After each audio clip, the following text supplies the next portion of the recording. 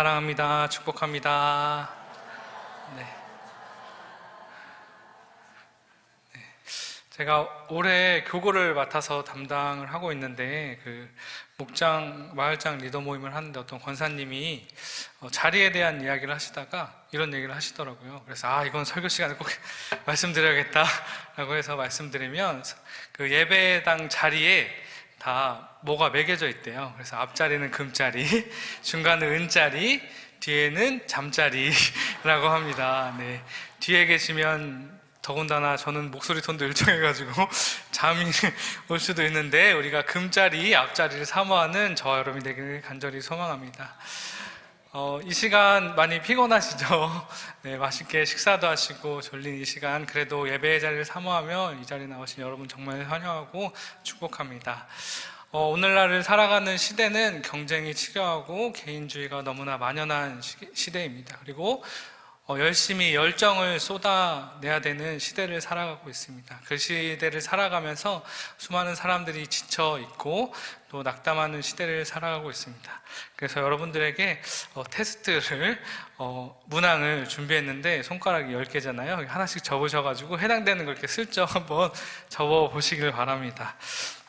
먼저는 최근 짜증이 늘고 불안감이 느껴지고 화가 치솟는다. 해당되신 분 조용히 손가락을 접어보시고, 네, 또 일을 할 수 없을 만큼 몸이 너무 지쳤다. 네, 그리고 일을 마치면 녹초가 된다.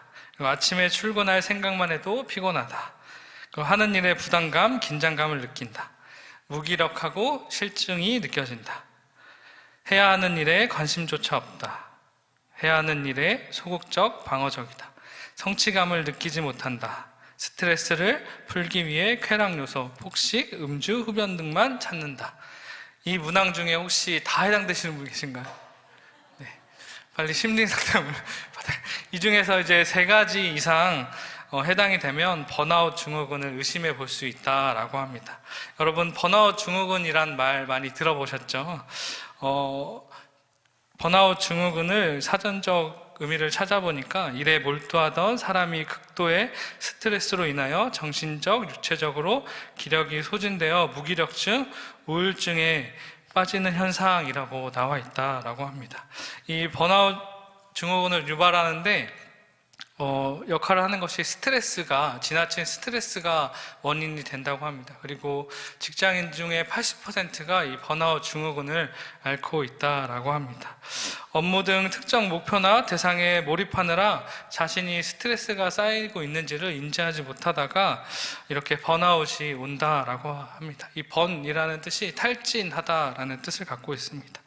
우리가 스트레스를 받을 때 우리 몸 부신에서 나오는 코르티솔 호르몬이 이 스트레스와 같은 저항을 이길 수 있는 역할을 하는데 에너지를 공급해주는 역할을 하는데 이 스트레스가 계속 쌓이게 되면 코르티솔 호르몬이 더는 만들어지지 않아서 우리의 항상성이 깨지고 세포가 고장나면서 이 피로물질이 쌓여서 극심한 피로를 느끼게 한다라고 합니다. 오늘 본문에 등장하는 모세도 탈진, 번아웃하기 직전의 상황입니다. 혼자서 200만 명의 그 이스라엘 백성들에게 세세하게 그 일들을 처리해주고 해결해주고 판결해줌을 통해서 쉴 시간이 없게 되는 거죠. 13절의 말씀을 보면 이튿날 모세가 백성을 재판하느라 앉아있고 백성은 아침부터 저녁까지 모세 곁에 서 있는지라 라고 기록하고 있습니다. 모세는 온종일 백성들의 문제를 해결하려고 애를 썼지만 그로 인해 매우 피곤하고 힘들어 있는 상태입니다. 그리고 이 앞서 17장의 내용을 보면 아말렉 전투를 통해서 기진한 상태이기도 하죠. 그러자 이도로는 모세에게 묻습니다. 14절의 말씀입니다. 모세의 장인이 모세가 백성에 행하는 모든 일을 보고 이르되 내가 이 백성에게 행하는 이 일이 어찌 됨이냐? 어찌하여 내가 홀로 앉아있고 백성은 아침부터 저녁까지 내 곁에 서 있느냐라고 이렇게 의아해하면서 질문을 합니다.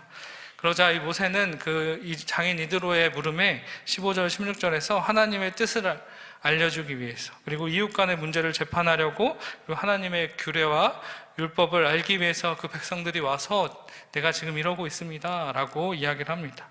모세의 답에 이드로는 하나님께서 주신 그 지혜를 바탕으로 대안을 제시합니다. 우리가 잘 알고 있는 이 모세와 이드로의 대화를 통해서 우리가 주님의 일을 할 때 꼭 필요한 지혜가 무엇인지를 5가지 나누고자 합니다. 첫째로는 다른 사람에게 귀 기울이는 지혜가 필요합니다. 18장 17절에서 19절 상반절에 보면 모세의 장인이 그에게 이르되 내가 하는 것이 옳지 못하도다. 너와 또 너와 함께한 이 백성이 필경 기력이 쇠하리니 이 일이 내게 너무 중함이라. 내가 혼자 할 수 없느니라 라고 이야기합니다. 이 모세의 상황을 보고 옳지 않은 행동이다, 너 혼자 이것을 감당하는 것은 옳지 않고 결국 그 백성들도 좋은 방향이 아니다 라고 따끔한 충고를 합니다. 모세의 입장에서 보면 모세는 명실상부한 이스라엘의 지도자, 최고의 지도자입니다. 하지만 모세의 장인 이드로는 미디안 제사장으로 이방인입니다. 그런데 이 모세는 그 장인의 말을 겸손하게 귀 기울입니다. 모세는 장인 이드로가 다소 꾸짖는 듯한 말을 들었을 때 들을 준비가 되어 있는 지도자였습니다. 남의 말을 듣는 것이 얼마나 어려운 일인지 모릅니다. 특히 내가 더 잘 안다고 생각하거나 남들보다 높은 지위에 있을 때 다른 이들의 그 일을 듣는 것은 더욱 힘들고 싫은 상황이 주어집니다. 사람이 말하는 것은 2년에서 3년이면 배우지만 듣는 것을 배우기까지는 80년이 걸린다라는 말이 있습니다. 그만큼 경청이 매우 어렵고 평생 학습해야 된다라는 거죠. 이렇게 듣는 방식은 크게 4가지가 있습니다. 먼저는 판단하며 듣는 것, 그리고 질문하며 듣는 것, 조언하며 듣는 것, 그리고 감정이입하며 듣는 것이 있습니다. 이 중에서 가장 효과적인 방식은 감정이입하며 듣는 것입니다. 우리도 누군가와 대화를 하고 말을 할 때 내 말을 그래 이렇게 감정이입을 해서 들어주면 너무나 기분이 좋고 통쾌하잖아요. 이 들을 청이라는 이 한자는 여러 단어로 조합이 되어 있습니다. 이 풀이에 보면 듣는 것이 왕처럼 중요하고 10개의 눈으로 보듯 상대방에게 집중해 상대와 마음이 하나 되는 것이라는 의미를 갖고 있습니다. 신학자 폴 틸리는 사랑의 첫째 의무는 경청하는 것이라고 이야기했습니다. 또한 한 심리학자는 가정 문제의 대부분은 배우자, 특히 남편이 경청만 해도 해결된다라고 했습니다. 어느 날 남편이 직장에서 어떤 소리를 듣고 왔어요. 그래서 부인에게 이렇게 얘기하는 것입니다. 여보 들어봐. 내가 직장에서 이 얘기를 들었는데 여자가 남자보다 하루에 2배나 많은 말을 한대. 이렇게 이야기했습니다. 그러자 이 아내가 이렇게 대답했습니다. 왜 그런지 알아? 남자는 똑같은 말을 2번 하게 하거든 이라고 대답했다고 합니다.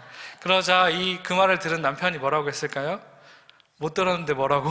라고 이야기했다라고 합니다. 그만큼 경청이 어려운 이유는 집중과 노력이 필요하기 때문입니다. 제 말을 집중과 노력으로 경청해 주셔서 감사합니다. 네, 경청은 또한 사랑할 때 가능합니다. 그 경청의 대상을 사랑하기 때문에 집중하고 노력해서 들을 수 있는 거죠. 우리가 기도를 하면 할수록 예수님의 사랑을 깊이 깨닫는 이유가 무엇입니까? 그것은 주님이 언제나 나의 기도에 귀 기울이신다. 그 기도를 통해서 우리의 기도를 들으시고 응답하시는 분이다라는 것을 우리가 늘 기도를 통해 깨닫기 때문입니다. 모세는 힘든 상황 속에서도 이드로의 말에 경청을 하였습니다. 진정한 지혜는 다른 사람의 의견에도 귀를 기울이는 데서부터 시작됩니다. 누구의 말이든 겸손한 자세로 들음으로써 우리에게 맡기신 주의 일을 지혜롭게 잘 감당하는 우리 모두가 되기를 간절히 축원합니다. 둘째로 일을 서로 나누는 지혜가 필요합니다. 18장 21절에서 22절의 말씀입니다.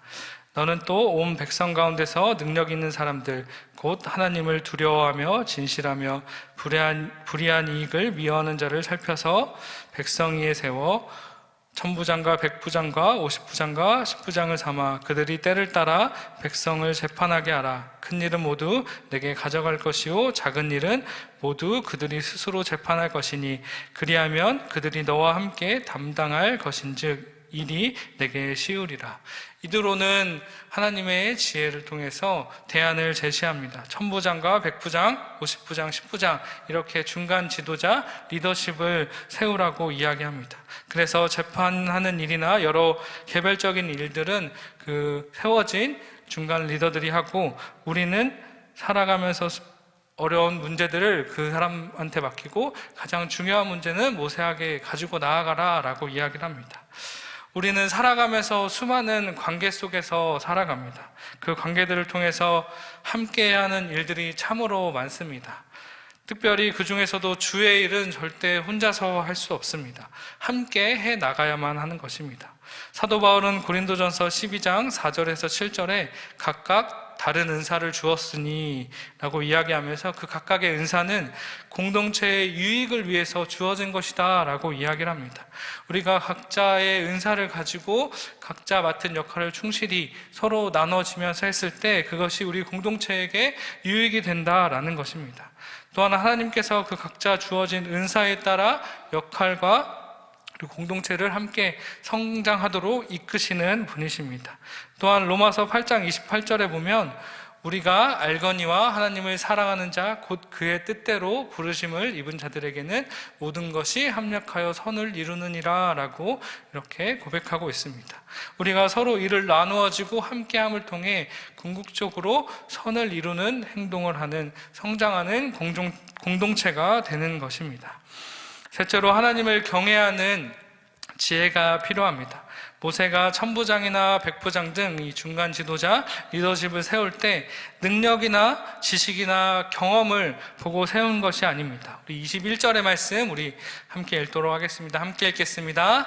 너는 또 온 백성 가운데서 능력 있는 사람들 곧 하나님을 두려워하며 진실하며 불의한 이익을 미워하는 자를 살펴서 백성 위에 세워 천부장과 백부장과 50부장과 10부장을 삼아. 무엇을 보고 지도자를 세우고 능력 있는 사람이라고 했나요? 바로 하나님을 두려워하는 사람이라고 했습니다. 하나님을 두려워하는 사람, 즉 하나님을 경외하는 사람을 지도자의 첫 번째 자질로 꼽습니다. 하나님을 경외한다는 것은 단순히 하나님을 믿는 사람을 의미하는 것이 아닙니다. 하나님 앞에서 자신을 낮추고 겸손한 마음으로 사는 사람을 의미합니다. 잠언 9장 10절에 보면 여호와를 경외하는 것이 지혜의 근본이다 라고 이야기하고 있습니다. 하나님을 두려워하는 것이 지혜의 시작임을 강조하고 있는 것이죠. 하나님을 경외하는 사람은 하나님의 뜻을 알기 위해서 노력을 합니다. 그래서 어떠한 상황 가운데서도 하나님의 말씀을 기준으로 자신의 이익이 아닌 공동체와 하나님의 뜻에 순종하는 삶을 살아가게 되는 것이죠. 매일의 삶 속에서 하나님을 경외하는 지혜를 구하는 저와 여러분이 되기를 간절히 소망합니다. 그럴 때에 가정에서, 교회에서, 직장에서 하나님을 경외하는 마음을 가지고 살아갈 때 우리의 행동과 결정이 다른 사람에게 선한 영향력을 끼치는 것이고 그렇게 될 줄 믿습니다. 능력 있고 지식이 많은 사람보다 교회 공동체에 꼭 필요한 사람은 하나님을 경외하는 사람, 경외하는 지혜를 가진 사람입니다. 하나님의 말씀에 귀 기울이고 그 말씀에 순종하는 사람이 하나님을 경외하는 사람이며 이러한 지혜를 가진 사람이 하나님의 일을 능히 감당할 수 있습니다. 오늘 우리도 하나님을 경외하는 지혜를 가지고 주께서 우리에게 맡겨주신 그 사명을 잘 감당하기를 간절히 소망합니다. 넷째로 진실하고 불의를 미워하는 지혜가 필요합니다. 우리 21절의 말씀 다시 한번 읽겠습니다. 함께 읽겠습니다.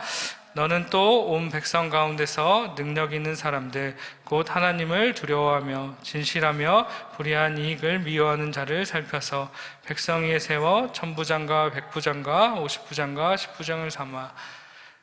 이도로는 또한 진실한 사람들, 불의를 미워하는 사람들을 세우라고 권면합니다. 이 진실함과 공정함은 하나님을 따르는 사람들이 갖춰야 할 중요한 덕목 중에 하나입니다. 거짓과 불의가 판치는 세상 속에서 진실과 정의를 실천하는 그리스도인이 어느 때보다 절실히 필요한 때를 우리는 살아가고 있습니다. 미가서 6장 8절에서는 여호와께서 내게 구하는 것은 오직 정의를 행하며 인자를 사랑하며 겸손하게 내 하나님과 함께 걷는 것이라고 말씀하십니다. 하나님은 언제나 정직과 공의를 중요시 하십니다. 다음은 어느 무명 성도의 선행을 위한 기도입니다. 저는 이 세상을 단 한 번만 지나갈 뿐입니다. 그러므로 제가 행할 수 있는 선한 일과 친절을 모든 사람에게 베풀게 하옵소서. 제가 그것을 미루거나 핑계하지 않게 하옵소서. 이는 제가 다시 이 길을 지나갈 수 없기 때문입니다. 이 무명의 성도가 간절히 기도했던 내용은 이 한 번 지나가는 인생에 내가 정의와 공의를 실천하고 진실로 친절로 베풀지 않으면 그 길은 다시 오지 않는다라고 고백하고 있습니다. 이 고백이 우리의 고백이 되길 소망합니다. 우리는 우리의 삶을 아침이면 사라지는 안개와 같다라고 표현합니다. 또한 아까 시온성가대 찬양에도 나왔듯이 안개와 같은 인생이라고 표현합니다. 안개와 같은 인생을 우리가 의미 있게 살 수 있는 길은 하나님의 정의와 공의를 행하며 살아가는 것입니다. 하나님의 공의를 따르며 살아갈 때 우리는 선한 길로 갈 수 있는 것입니다. 여기서 말한 이 선한 길은 하나님 뜻에 합당하게 사는 행동 방식을 뜻합니다. 그러므로 우리는 진실하고 불의를 미워하는 지혜가 반드시 필요합니다. 하나님께서는 내가 거룩하니 너희도 거룩할지니라 라고 레위기에서 우리에게 일러주고 계십니다. 그러므로 우리는 하나님의 거룩한 성도로서 하나님께서 주시는 그 지혜를 따라 진실함으로 그 진실함을 지키며 불의를 미워하는 마음을 가져야 합니다. 교회와 세상에서 정직과 공의를 실천해야 할 줄 믿습니다. 마지막으로 하나님의 뜻을 구하는 지혜가 필요합니다. 23절의 말씀 우리 함께 읽도록 하겠습니다. 함께 읽겠습니다. 내가 만일 이 일을 하고 하나님께서도 내게 허락하시면 내가 이 일을 감당하고 이 모든 백성도 자기 곳으로 평안히 가리라. 아멘.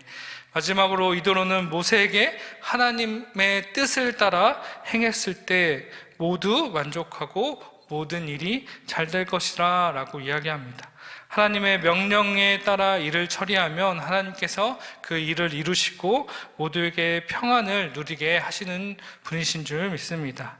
또한 잠언 3장 5절에서 6절의 말씀을 보면 너는 여호와를 의뢰하고 내 명철을 의지하지 말라.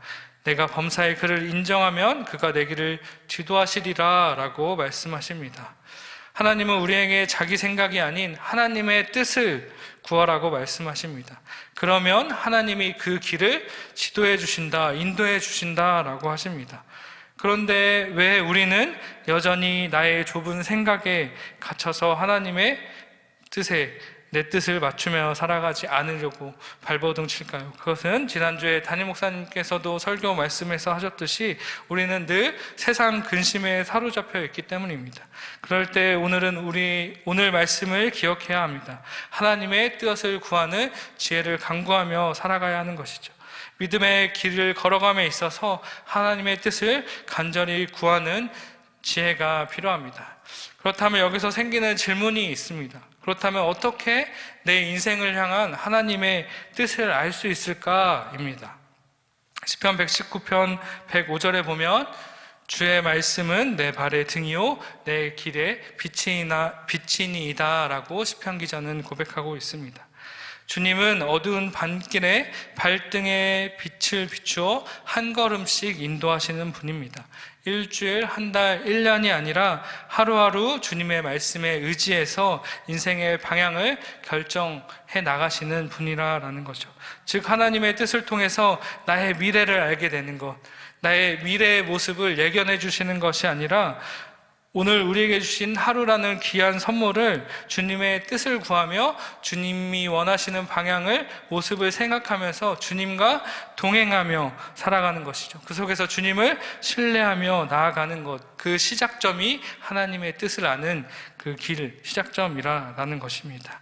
그 속에서 말씀을 묵상하고 기도를 통해 주님과 깊은 교제를 하며 우리의 믿음을 자라가게 하고 성장하게 하시는 분이 하나님을 고백하는 것, 그것이 하나님의 뜻인 것입니다.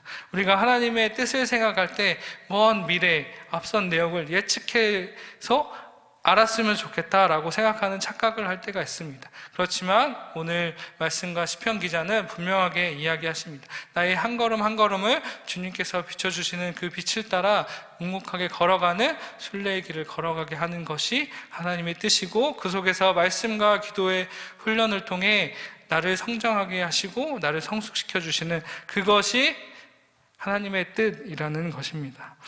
히브리서 11장 8절에 보면 믿음으로 아브라함은 부르심을 받았을 때 순종하여 장래의 유업으로 받을 땅에 나아갈새 갈 바를 알지 못하고 나아갔으며 라고 기록하고 있습니다. 아브라함의 인생을 요약하면 갈 바를 알지 못했다, 그러나 믿음으로 나갔다라고 정의 내릴 수 있습니다. 어디를 갈지 모르겠지만 주님 보고 갑니다 라는 그 믿음의 고백이 있었습니다. 믿음의 길을 향해 묵묵히 걸어 나갔습니다. 또한 요셉 또한 자신을 향한 하나님의 구체적인 계획을 몰랐기에 더욱더 하나님과 깊은 교제를 통해 살아갔던 것입니다. 억울하고 누명을 당하고 그 속에서 그가 구할 것은 하나님의 놀라운 은혜와 계획을 바라면서 나갈 수밖에 없다라는 것이죠. 결국 하나님은 그를 통해, 요셉을 통해 하나님의 뜻을 이루셨습니다. 또한 모세는 양떼를 치며 40년간 광야 생활을 합니다. 그 광야 생활을 하는 동안 주님께서 한 번도 그를 만나주시지 않습니다. 그에게 나타나지 않으셨습니다. 그러나 모세는 하나님께서 반드시 찾아오실 것이라는 그 믿음만은 버리지 않았을 것입니다. 그래서 마침내 모세가 80세가 되던 때에 하나님이 떨기나무를 통해 나타나셨고, 모세는 그분이 하나님인 줄을 바로 알고 기꺼이 자신의 신을 벗습니다. 또한 마태복음 6장 33절에서 예수님은 그런즉 너희는 먼저 그의 나라와 그의 의를 구하라, 그리하면 이 모든 것을 너희에게 더하시리라 라고 말씀하시면서 하나님 나라의 비밀을 우리에게 알려주십니다. 이 모든 성경의 말씀을 종합해 보면 하나님의 뜻을 알기 위해서는 우리는 늘 주님의 말씀에 귀 기울이고 그 말씀과 기도를 통해서 간절히 주님께 나아가는 믿음이 필요하다라는 것이죠. 오늘 본문 말씀을 통해서 이 모세와 이도로의 대화를 통해서 우리에게 필요한 지혜를 5가지 나누어 보았습니다. 먼저는 다른 사람에게 귀를 기울이는 지혜, 그리고 2번째는 이를 서로 나누는 지혜, 그리고 3번째는 하나님을 경외하는 지혜, 그리고 4번째는 진실하고 불의를 미워하는 지혜, 마지막으로 하나님의 뜻을 구하는 지혜입니다. 한 주간 여러분들이 이 5가지 지혜를 구하면서 누리며 살아가시기를 간절히 축원합니다. 이 5가지가 너무 벅차시다면 나에게 꼭 필요한 한 가지라도 붙들고 말씀의 자리, 기도의 자리를 사모하며 나아가는 저 여러분이 되기를 간절히 소망하며 주님의 이름으로 축원합니다.